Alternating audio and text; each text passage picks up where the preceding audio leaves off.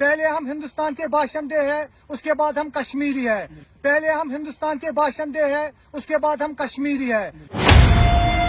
प्रकाश राज, साई पल्लवी, మోహన్ లాల్, అమీర్ ఖాన్, షారుఖ్ ఖాన్, ఇమాన్ Ismail alias Imanvi.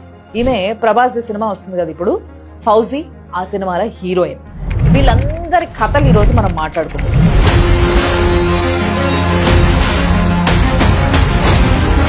మేధావులు వీళ్ళందరూ ఎంత టాలెంటెడ్ అంటే షేక్స్పియర్ ఏకలవ్య శిష్యులు అన్నమాట.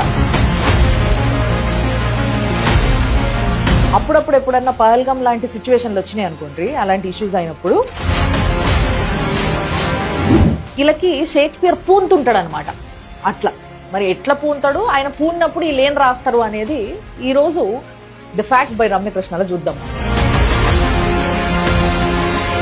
ఫస్ట్ ప్రకాష్ రాజ్. ఈయన షేక్స్పియర్ క్లాస్ లా ఏకలవ్య శిష్యులల్లా గొప్పడు అన్నట్టు, ఇంకా ఫస్ట్ ఇక అల్టిమేట్. ఈయన ఏంటంటే జస్ట్ ఆస్కింగ్ అని చెప్పి చాలా సార్లు అవి రాస్తుంటాడు కదా, అట్లనే వాయిస్ ఫ్రమ్ కశ్మీర్ అని రాయడం జరిగింది. ఈయనకి షేక్స్పియర్ పూంతి ఎట్లా రాస్తారు ఇప్పుడు చూపిస్తాం. ఈయన కన్నడిగా అని అందరికి తెలుసు కదా, నాకు కూడా అదే తెలుసు. కానీ ఈ 2 పేపర్లు చదివిన తర్వాత మాత్రము ఈయన కశ్మీరీ ఏమో అని డౌట్ వస్తుంది నాకు. దాని గురించి మనం డిస్కస్ చేద్దాం. Out there are days when the silence of mountains becomes unbearably heavy. చూడండి, కవిత్వం స్టార్ట్ అయింది, ఇంకా ఉంది. April 22nd, 2025 has become one such day for Kashmir. అవునా, నేను ఇండియా అనుకుంటున్నా. మరి blood was spilled in the meadows of Pahalgam, a fractured heart struggling to find words for an act so brutal. అవును, తెలుస్తుంది. అసలు ఒక్క పదం దొరకకుండా ఎక్కడా కూడా ఇండియా అని గాని, ఇండియన్స్ అని గాని, లేకపోతే టెర్రరిస్ట్లని గాని, టెర్రరిజం అని గాని, టెర్రరిస్ట్ అటాక్ అని గాని అస్సలు రాకుండా మొత్తం బాగా మేనేజ్ చేసింది. చెప్పినా కదా, అందుకే షేక్స్పియర్ పూంతాడని. ఇది ఒకటే కాదు, 2 పేజీలు నిండుగా రాసిర్రు. ఇలా ఎక్కడా కూడా పదాలు ఎంత దోలన్నా దొరకవు. నేను ఇంకొన్ని లైన్స్ చదువుతా చూడు. I write this with my heart clenched in pain and my soul burdened by sorrow. నిజంగానే చాలా, you clenched a lot to search words. Tourists who had come to breathe the crisp air of our hills, to find peace in our pine forest and streams, were not met with the famed Kashmiri hospitality. ఇప్పుడు కశ్మీరీ అనే పదం చూసారు కదా, already 3 సార్లు వచ్చింది, ఇంకా ఉంది చూడు. కశ్మీరీ అని రాయొద్దని నేను అంటలేదు, కానీ ఒక్కసారి చూడండి. It is an assault on Kashmir it self. We Kashmiris are in mourning and we are furious. The gun that fired on those tourists was not held by Kashmir, it was held against it. The people of Kashmir are not silent in this movement. We are grieving, we are outraged. చూసారు కదా, ఇన్నిసార్లు కశ్మీరే, మళ్ళీ ఇక్కడ మళ్ళా చూడండి. We are grieving and we are outraged. We are అంటే ఇక్కడ కశ్మీరీస్, కశ్మీర్ అనుకుంటే వీఆర్ అంటుండే. ఆయనని ఆ కశ్మీర్ లో కలుపుకుంటున్నాడు. అంటే కశ్మీర్ లో ఇండియన్స్ గాని బ్యాచ్ ఏదన్నా ఉంటే ఆ బ్యాచ్ అయినా అంతేనా? అదేనా చెప్పాలనుకుంటున్నది? లేకపోతే ఇండియాలో లేని కశ్మీర్ లో మీరు భాగమా? To those who orchestrated this violence అంట. ఈ వైలెన్స్ అనే పదం గుర్తుపెట్టుకోండి. ఇంకో హీరో గురించి మాట్లాడినప్పుడు మళ్ళీ ఎక్స్ప్లెయిన్ చేస్తాను నేను. I do not know what you hope to achieve. అవునా, అట్లనా, తెలవదా నీకు? ఒక 4 లోపలికి వచ్చి గన్నును పట్టుకొని పాయింట్ బ్లాక్ లా గన్ను పెట్టి నువ్వు ఏ మతం అని అడిగి మరీ షూట్ చేస్తుంటే ఏం అచీవ్ చేద్దాం అనుకుంటున్నారో అర్థమైతలేదా నీకు? Kashmir is not your playground, it is not your battlefield. We Kashmiris believe in mehman nawazi, the deep culture tradition of honouring guests as if they were blessing from God. అంటే మిగతాదంతా నిజమే, కాదనట్లేదు. చాలా చాలా హాస్పిటాలిటీ ఉంటుంది కశ్మీర్, ఇదంతా అందరికి తెలిసిందే. అందుకోసం చాలా మంది టూరిస్టులు పోతున్నారు. కానీ వి కశ్మీరీస్ అని చెప్పేసి మిమ్మల్ని కూడా అకౌంట్లు వేసుకుంటున్నారు. చూసిండ్రా, అసలు ఇండియా అనే పదం రాకుండా, ఇండియన్స్ అనే పదం రాకుండా అక్కడనే తేడా కొడుతుంది. And understand that the people of Kashmir are not the perpetrators of this crime. We are among its victims. We yearn for peace, not as a political slogan, but as a desperate human plea. ఇది మొత్తం Shakespeare ఆత్మనేది. Bruised but unbroken, grieving but not silent. ఇన్ని పదాలు, ఇన్ని పారాగ్రాఫ్లు రాసినోడికి Indians పైన terrorist attack అని ఒక్క పదం రాయలేకపోయిండు. చూసినరా, ఇది మెచ్చుకోవాల్సిన విషయం. ఫ్రమ్ అ కశ్మీరీ అండర్లైన్ చేసుకోండి. From a Kashmiri with a heart heavy with sorrow and a voice determined to speak truth. ఆ ట్రూత్ తప్ప మిగతావన్నీ రాసినావు నువ్వు. మీరు అడగచ్చు నన్ను, మీరు ఉన్నారు కదా ఇక్కడ జస్ట్ ఆస్క్ అని. సో మీరు అడగచ్చు, నేను కాశ్మీరీ యాంగిల్ తీసుకోవద్దా, నేను కాశ్మీర్ సైడ్ తీసుకొని మాట్లాడొద్దా, నాకు ఆ హక్కు లేదా అని. తప్పకుండా తీసుకోవచ్చు. కానీ ఒక్కసారి మీరే అబ్జర్వ్ చేయండి, వెస్టర్న్ కంట్రీస్ ఏదైనా తీసుకోరు, యుఎస్, యూకే, ఎనీథింగ్, ఏ కంట్రీ అయినా కూడా ఇట్లా కాశ్మీర్లో టెర్రరిస్ట్ అటాక్ అయ్యింది, ప్రైమ్ మినిస్టర్ మోడీ మాట్లాడినరు, ఇండియన్ గవర్నమెంట్ చాలా గట్టిగా చర్యలు తీసుకోబోతుంది అని చెప్పేసి వాళ్ళు అడ్రస్ చేసిండ్రు. అంటే వాళ్ళందరూ యాక్సెప్ట్ చేస్తుండ్రు Kashmir is a part of India అని. బట్ నువ్వు మాత్రం చాలా జాగ్రత్త పడి ఎక్కడ కూడా ఇండియన్ అనే పదం రాకుండా కాశ్మీరీ అని నిన్ను నువ్వు కలుపుకొని మాట్లాడులా అసలు ఆహా. దీనిపైన చెట్లు, పిట్టలు, గుట్టలు, కొండలు అని చెప్పి అద్భుతంగా కవిత్వం రాసిండ్రు. కానీ మరి ఎక్కడ కూడా ఇండియన్ అనే పదం గాని, టెర్రరిస్ట్ అటాక్ అనే పదం గాని అసలు లేనే లేదు. మరి ఇది యాక్సెప్ట్ చేయడానికి నీకేం బాధ అవుతుందో అర్థమైతలేదు. నెక్స్ట్ సాయి పల్లవి, ఈమె ట్వీట్ చూస్తే నిజంగా అసలు ఈమె కూడా షేక్స్పియర్ వారసురాలేదు. ఈమె యాక్టింగ్ చూసి అందరు ఫిదా అయ్యారు కదా, నాతో సహా ప్రతి ఒక్కరు ఫిదా అయ్యారు, నిజంగా చెప్తున్నా. కానీ అప్పట్లో విరాట పర్వం సినిమా అప్పుడు ఆమె మాట్లాడింది గుర్తుందా మీకు? అప్పుడేమో ఇండియన్ మిలిటరీ, అటు పాకిస్తాన్ మిలిటరీ, వీళ్ళని చూసి వాళ్ళు టెర్రరిస్టులు అనుకుంటారు, వాళ్ళని చూసి వీళ్ళు టెర్రరిస్టులు అనుకుంటారు, ఇది కామన్ అని చెప్పేసి మాట్లాడింది కదా. ఇప్పుడు ఈమె ట్వీట్ చదువుతా చూడండి. The loss, pain and fear feels personal. Learnt of horrific crimes in history and still a witness to such inhuman acts shows nothing has changed. A group of animals have wiped out hope. Group of animals అంట. టెర్రరిస్ట్లని animals తో పోలుస్తుంది. సాయి పల్లవి, నేను నిన్న ఒక question అడుగుతున్నా, straight గా దీనికి నువ్వు answer చెప్తావన్న ఆశతో. ఇన్ని కోట్ల జీవరాశులల్లా ఏ యానిమల్ టెర్రరిస్ట్ యాక్ట్ చేస్తే నువ్వు చెప్పు. ఏ యానిమల్ అయినా, ఏ సాటి యానిమల్ అయినా ఇంకో యానిమల్ కి వెపన్ చేతులు ఇచ్చి ఇగో నువ్వు వాళ్ళ పైన అటాక్ చెయ్యి అని చెప్పేసి ఏ యానిమల్ అయినా నేర్పుతుందా? ఏ యానిమల్ అయినా కానీ తిండి కోసమో, తన పార్ట్నర్ కోసమో, తన టెరిటరీ కోసమో తప్పితే ఉత్తుత్తిగా ఇంకో జంతువు మీద దాడి చెయ్యదు. అలాంటి యానిమల్స్ ని టెర్రరిస్టులతో పోలుస్తున్నావు నువ్వు.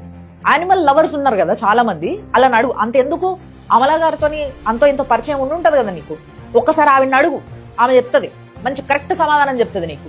అండ్ మోర్ ఓవర్ ఇంకోటి ఏంటంటే ఈమె తెలివితేటలు, ఈమె కూడా షేక్స్పియర్ శిష్యురాలు, ఏకలవ్య శిష్యురాలు నంబర్ 2 అని ఎందుకు అంటున్నా అంటే, మీరు కూడా ట్వీట్ చూడండి ఒకసారి. ఎక్కడా కూడా ఇండియన్ అని గాని, టెర్రరిస్ట్ అని గాని, టెర్రర్ అటాక్ అని గాని అసలు కనిపించదు. ఓన్లీ హ్యాష్ ట్యాగ్ ఉంది తప్పితే ఇది కామన్. గానీ ఆమె ట్వీట్ లో మాత్రం ఎక్కడా కూడా టెర్రరిస్ట్లని గాని, ఇండియన్స్ పైన అటాక్ అని గాని, లేకపోతే రిలీజియన్ బేస్ చేసుకొని చేసిన అటాక్ అని గాని మెన్షన్ చేసింది లేదు. ఇది వీళ్ళ తెలివితేటలు అన్నట్టు బేసిక్ గా. సో ఇల్లు ఏదైనా సినిమా చేసి అద్భుతం అనిపించుకుంటే అసలు ఏం తెలివిగలోళ్ళు అద్భుతంగా చేస్తుంది అనేసి అనుకుంటాం కదా. ఇది ఇట్లాంటి సిచ్యువేషన్స్ వచ్చినప్పుడు ఇలాంటివన్నీ రాసి వాళ్ళు ఉన్న తెలివంతా బయట పెట్టుకుంటారు. ఇది యానిమల్స్ తో పోలుస్తుంది. ఇంకా మీదికెళ్ళి కన్నడిగా ప్రకాష్ రాజ్ అయిపోయింది, తమిళ సాయి పల్లవి అయిపోయింది, ఇప్పుడు మలయాళం మోహన్ లాల్ అన్నట్టు, మలయాళం స్టార్ కదా. సో ఈయన రీసెంట్ గా ఒక సినిమా చేసిండు, L2 ఎంపురన్ అని చెప్పేసి. ఈ సినిమాలో పృథ్వీరాజ్ సుకుమారన్ డైరెక్టర్ దానికి. సో వీళ్ళిద్దరు కలిసి చేసిన ఒక సినిమా ఎంపురన్ ఏదైతుందో ఆ సినిమా గురించి ఫస్ట్ చెప్తా. పృథ్వీరాజ్ సుకుమారన్ తెలుసు కదా మీకు, అదే సలార్ సినిమాలు ఉన్నాడు, ఇప్పుడు రాజమౌళి మహేష్ బాబు సినిమాలో కూడా ఉన్నాడు ఆయన అన్నమాట. సో వీళ్ళిద్దరు కలిసి చేసిన ఈ సినిమా ఏంది అని అంటే, 2002లో గుజరాత్ లో జరిగిన అల్లర్లల్లా ఒక హిందూ ఎక్స్ట్రీమిస్ట్ వల్ల ఒక ముస్లిం ఫ్యామిలీ ఎంత నష్టపోయింది, మొత్తం ఫ్యామిలీ అంతా ఓలిపోయి ఒక చిన్న పిల్లగాడు మిగిలిపోతే ఆ పిల్లగాడి స్టోరీ తీసుకొని సినిమా చేసిండ్రు, అదే ఎంపురన్. ఈ సినిమాలో చాలా డీటెయిల్ గా ఒక హిందూ ఫ్యామిలీ, ఒక ముస్లిం ఫ్యామిలీ, దాంట్లో విలన్ పేరు బాలరాజ్ బజ్రంగి, ప్లేసు, టైము అన్ని అసలు ఎక్కడ అటు ఇటు పోకుండా పర్ఫెక్ట్ గా సినిమా చేసి చూపించారు. మరి అదే పర్ఫెక్షన్ నిజంగా ఒక ఇష్యూ జరిగినప్పుడు, ఇంత పెద్ద ఇష్యూ జరిగినప్పుడు, ఒక టెర్రరిస్ట్ అటాక్ జరిగినప్పుడు అలా డీటెయిల్స్ ఎట్లుంటాయి ఇప్పుడు నేను చెప్తాను. షేక్స్పియర్, ఇంకో షేక్స్పియర్ అయినా పూంతడాయన ఇలా రాస్తాడు, my heart goes out to the victims of the Pahalgam terror attack. It is devastating to witness such cruelty. No cause can ever justify the taking of innocent lives. To the grieving families, your sorrow is beyond words. Please know that you are not alone. The entire nation stands with you in mourning. Entire nation. చూసినరా, India అని రాయొచ్చు కదా, we Indians are with you, లేకపోతే we all are Indians, we are fighting together అన్నది రాయొచ్చు కదా. Nation ఏంది, ఏం నేషన్? ఇంత పెద్ద అటాక్ జరిగినప్పుడు సాయి పల్లవికి గాని, ప్రకాష్ రాజ్ కి గాని, మోహన్ లాల్ కి గాని అక్కడ ఇండియా పైన జరిగిన టెర్రరిస్ట్ అటాక్ అని రాయడానికి ఏంది ప్రాబ్లం? కశ్మీర్ ఇండియాలో లేదనుకుంటున్నారా ఇల్లు, లేకపోతే ఇండియాలో భాగం కాదనుకుంటున్నారా? నా భారతీయుల మీద అటాక్ జరిగింది, టెర్రరిస్ట్ అటాక్ చేసిండ్రు అని రాస్తే ఏం పోతది? మీకు సినిమాలకి టికెట్లు దిగవా? ఒక వర్గమోళ్ళు రారా మీ సినిమాకి? అదేనా మీ భయం? అందుకేనా రాస్తలేరు మీ సినిమా వాళ్ళంతా? లేకపోతే వాళ్ళు వచ్చి మీ పైన ఏమైనా అటాక్ చేస్తారనుకుంటున్నారా? నెక్స్ట్ అమీర్ ఖాన్. ఈయన మేధావులకే మేధావి, మహామేధావి అన్నట్టు. ఒకసారి ఫ్లాష్ బ్యాక్ కి పోయి మాట్లాడుకోవాలి ఈయన గురించి మాట్లాడాలంటే. ఈయన మాజీ భార్య అప్పుడు గవర్నమెంట్ మారినప్పుడు గుర్తుందా మీకు ఆ సిచ్యువేషన్? బేబీ మనం ఇక్కడ ఉంటే చాలా డేంజర్ అనిపిస్తుంది బేబీ, నాకు భయం వేస్తుంది బేబీ, మనం దేశం వదిలేసి వెళ్ళిపోదాం బేబీ అని చెప్పింది అన్న విషయం బయటకు వచ్చిందా? గుర్తుంది కదా. మరి ఇప్పుడు ఆ మాజీ భార్య ఫోన్ చేసి, బేబీ ఇట్లా మతం పేరు అడిగి మరీ కాల్చి చంపేస్తున్నారు బేబీ, నేను ఉండలేను, నాకు భయం వేస్తుంది, నేను వెళ్ళిపోతున్న దేశంలోకి వెళ్ళి అని ఫోన్ చేసి చెప్పిందా? ఇట్లుంటే ఇల్లవి చూడండి. ఇప్పుడు ఇది అమీర్ ఖాన్ ప్రొడక్షన్స్, అంటే అమీర్ ఖాన్ పెట్టింది కాదు ఇది, అలా టీం ఉంటది కదా, అలా టీం పెట్టిర్రు అన్నట్టు. ఇది కూడా అంటే ఈ 2 లైన్లు కూడా పెట్టే టైం లేదా వాళ్ళకి. అదే సినిమా ప్రమోషన్స్ కూడా పెట్టమంటే ఓ మస్తు టైం, నెలలు టైం స్పెండ్ చేస్తారు. అసలు ఫుల్ ప్రమోషన్స్ కి తిరుగుతారు, ఊరూరు వాడవాడ తిరుగుతారు, 10 ఇంటర్వ్యూలు ఇస్తారు, సొల్లు కబుర్లు మాట్లాడతారు ఆడ కూసోని. We are deeply shocked and saddened by the recent terror attack in Pahalgam that has claimed innocent lives and brought pain and sorrow to so many. Our thoughts are with the victims and their families. అంతే అయిపోయి. 3 లైన్లు. అసలు ఎక్కడన్నా ఇంట్లో కూడా అరే నా భారతీయుల పైన అటాక్ అయ్యింది, నేను ఒక ప్రౌడ్ ఇండియన్ గా దీన్ని ఖండిస్తున్నా అని చెప్పి బయటికి వచ్చి 1-2 ముక్కలు సంఘీభావం తెలపలేవా? నెక్స్ట్ షారుఖ్ ఖాన్, బాలీవుడ్ కి Badshah. Worlds fail to express the sadness and anger at the treachery and inhuman act of violence that has occurred in Pahalgam. చూసారు కదా, ఇలా వైలెన్స్ అంట. ఈ పదం గురించి నేను ఇందాక మాట్లాడతా అని చెప్పినా కదా, ఇంకో హీరో వైలెన్సే అంటాడు దీన్ని, ఈయన వైలెన్సే అంటాడు. ప్రకాష్ రాజ్ గారు పెట్టింది కూడా వైలెన్సే. తర్వాత ఆఖరికి ఆమె సాయి పల్లవి అయితే యానిమల్స్ అనేసింది. వైలెన్స్ ఇది. తాగి 4 రోడ్డు మీద కొట్టుకుంటే దాన్ని వైలెన్స్ అంటారు, తెలుసు కదా. పెళ్ళా మొగుడు జుట్టు పట్టుకొని కొట్టుకున్నా కూడా వైలెన్స్ అనే అంటారు, డొమెస్టిక్ వైలెన్స్. అంతెందుకు, మీరు యాక్షన్ సినిమాలు చేస్తే దాన్ని కూడా వైలెన్స్ అనే అంటారు. అంటే ఇప్పుడు టెర్రరిస్టులు చేసింది వైలెన్సా? టెర్రరిస్ట్ అటాక్, టెర్రరిజం అంటారు. అది రాయనీకి ఏం నొప్పి అని అడుగుతున్నా నేను. లాస్ట్ టైం చూడండి, justice against this heinous act, heinous violence. Shakespeare కాదా ఇప్పుడు? అందుకే అంటున్నా షేక్స్పియర్ గుంటడీలకి ఆయన వారసులు, ఆయన ఏకలవ్య శిష్యులు అని. టెర్రరిస్ట్ అంటే ఒక వర్గం ఫీల్ అవుతుంది అనుకుంటున్నారా? వాళ్ళకి మీరు భయపడుతున్నారా, లేకపోతే బాధపడుతున్నారా? ఈ షేక్స్పియర్ ఏకలవ్య శిష్యులల్లో ఆనిముత్యం ఈమె. ఇప్పుడు రీసెంట్ గా వచ్చిన ఆనిముత్యం అనమాట. ఈమె పేరే ఇమాన్ ఇస్మాయిల్ అలియాస్ ఇమాన్ వి. ఎస్, అదేదో గంగ చంద్రముఖిగా మారినట్టు ఈమె మొత్తం పేరు మార్చుకోవడం తప్పని నేను అంటలేను, పేరు మార్చుకోవచ్చు. ఇప్పుడు నేను కూడా రమ్యకృష్ణ ఉన్నది రచ్చరామలమ్మగా స్క్రీన్ నేమ్ పెట్టుకున్నా, అది కాదు తప్పు.